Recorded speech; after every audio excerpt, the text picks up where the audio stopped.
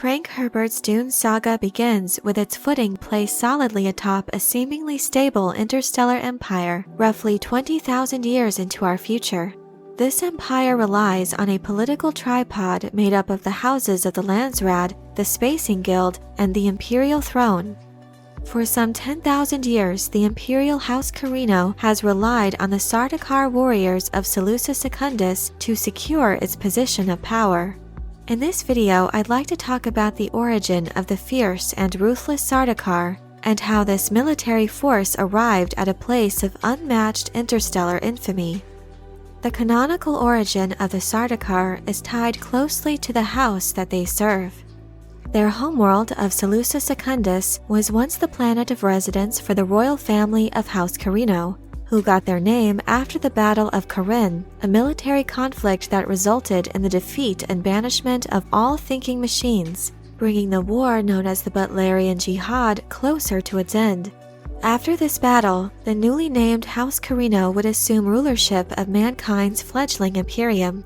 While Seleucus Secundus is presented as a most inhospitable world, it was known to have once been a beautiful green planet.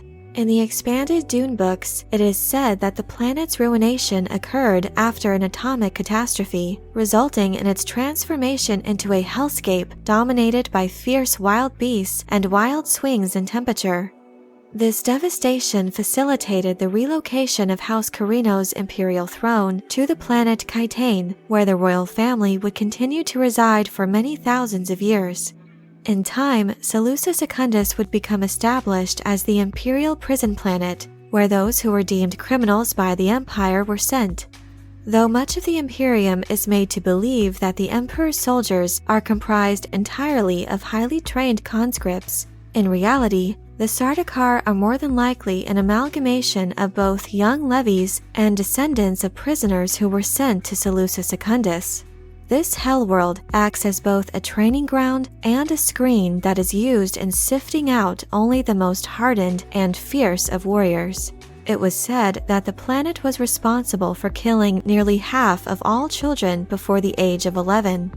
From this, it can be assumed that although the forces of the Sardaukar largely consisted of men, a significant population of women was undoubtedly allowed to exist for breeding purposes as well.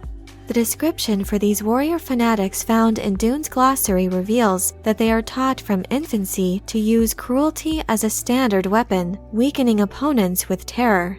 In view of this, it can be assumed that the majority of the Sardaukar's forces are made up of those who were born and raised on the planet, rather than those who were sent there as criminals.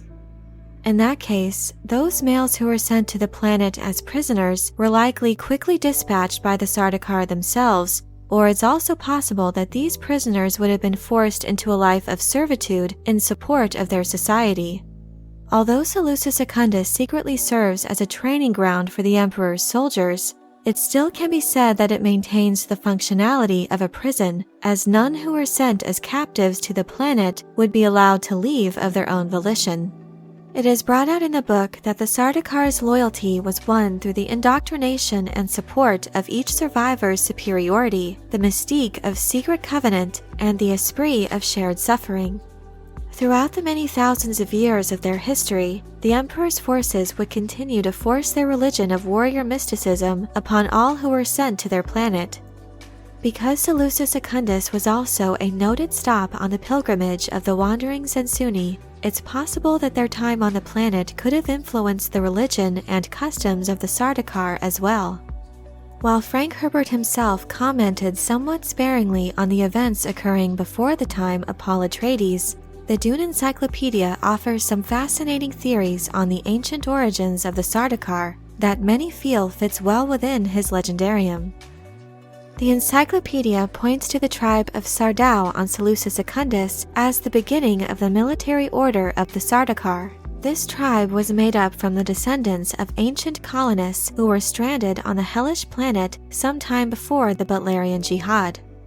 The Sardau tribe carried many rituals, ensuring the survival of the fittest, which would go on to mold the practices of the Sardaukar, including endurance tests, regular raids on neighboring tribes, and trial by combat beginning at 6 years of age.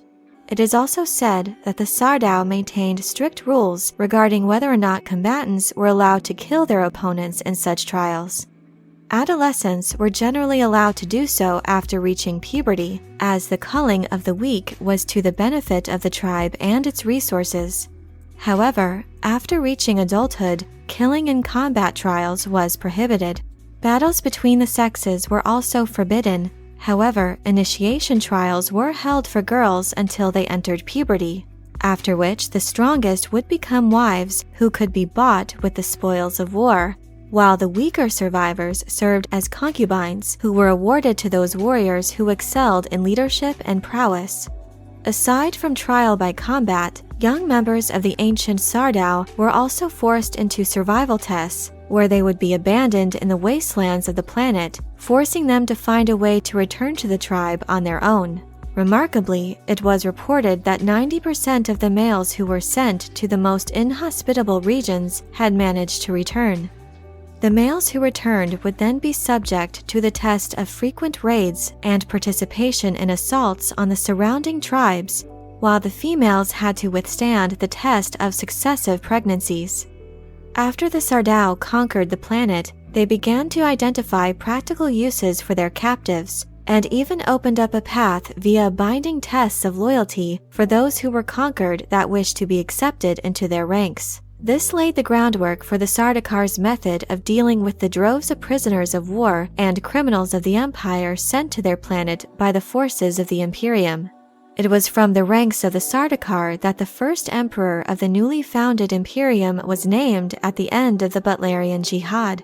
The early days of the Empire provided many opportunities for the Emperor's forces to flex their muscle in upholding the supremacy of the Corrinos, to feed their battle lust, and to sharpen their interstellar tactics of war.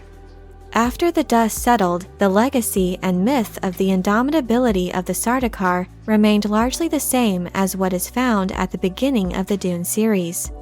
Although the Dune Encyclopedia is not considered canon by the current Herbert estate, at the very least it provides some fascinating theories on the origins of the Sardaukar and attempts to expand their mythos as it details just how they were able to rise to a place of galactic dominance and to secure House Corrino's grip on the Imperial throne for so many thousands of years. But I'm curious to know what you think of the origin of the Sardaukar. Do you believe that the information provided in the Dune Encyclopedia fits well within what is established regarding these elite soldiers? Are there any elements or details about the society of the Sardaukar that you still have questions about? Let me know your thoughts in the comment section below.